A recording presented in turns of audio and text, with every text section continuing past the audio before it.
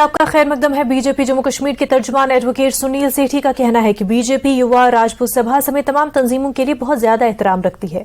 कविंद्र गुप्ता ने वजाहत की है कि उन्होंने ऐसा कोई बयान नहीं दिया। बतौर पार्टी हमारा इस बयान से कोई लेना देना नहीं। साथियों, सोशल मीडिया पे एक वीडियो की क्लिपिंग जो है वो वायरल की जा रही है और कंट्रोवर्सी कोशिश की जा रही है खड़ी करने की। उस वीडियो में कविंदर जी को बोलते हुए दिखाया गया कुछ टिप्पणी राजपूत सभा के बारे में जो आपत्तिजनक है। इस वीडियो वायरल होने के इमीडिएटली बाद कविंदर गुप्ता जी ने खुद ही इसकी सफाई में जो है वो अपना वीडियो दिया है और स्टेटमेंट भी दी है, जिसमें उन्होंने कहा है कि ये उनकी स्टेटमेंट जो है ये तोड़ मोड़ के पेश की गई है, ये वैसी नहीं है जैसी कि वीडियो में दिखाई जा रही है। और अगर आप वीडियो को देखेंगे तो उसको देखने से भी लगता है कि उसमें एडिटिंग हुई है और कटिंग एंड पेस्टिंग हुई है। भारतीय जनता पार्टी की तरफ से हम आपको ये कहना चाहते हैं कि भारतीय जनता पार्टी पूरे समाज को अपने साथ लेके चलती है। हम समाज के सभी संस्थाओं को, सभी सभाओं को अपने साथ रखते हैं और हम उनका आदर और सम्मान करते हैं। जहां तक युवा राजपूत सभा की बात है तो युवा राजपूत सभा पब्लिक के इश्यूज को रेज करती है और भारतीय जनता पार्टी ये समझती है कि जो भी पब्लिक के इश्यूज को रेज करता है उसका सम्मान होना चाहिए।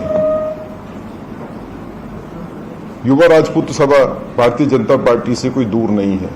युवा राजपूत सभा के भी बड़े लीडर्स जो हैं वो भारतीय जनता पार्टी के साथ वाबस्ता हैं, ताल्लुक रखते हैं। हमारे ही भाई और बच्चे हैं जो युवा राजपूत सभा के नाम के ऊपर जो है वो पब्लिक के इश्यूज उठाते हैं। नेशनल कॉन्फ्रेंस सोनावारी के इंचार्ज हिलाल अकबर लोन ने दिल्ली से वापसी पर सहाफियों से बात करते हुए कहा कि उन्हें सुप्रीम कोर्ट की हिदायत थी कि वो आईन से अपनी वफादारी जाहिर करने के लिए हलफनामा जमा कराएं और इसलिए उन्होंने इस पर अमल किया है।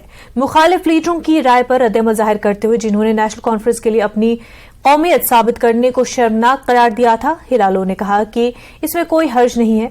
जो लोग हमारे हलफनामा जमा कराने पर तनकीद कर रहे हैं, क्या वो हिंदुस्तानी नहीं है?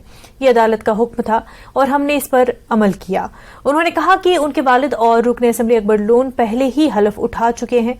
पार्लियामेंट और जम्मू कश्मीर की असेंबली में भी हम हिंदुस्तानी हैं और हमें इसमें कोई हिचकिचाहट नहीं है। देखो, जब लोन साहब ने ऑलरेडी हलफ लिया है, 3 बार उसने वो हलफ लिया है असेंबली में, चौथी बार पार्लियामेंट में लिया है। This was रिटरेशन of the oath, कुछ से ज्यादा नहीं था।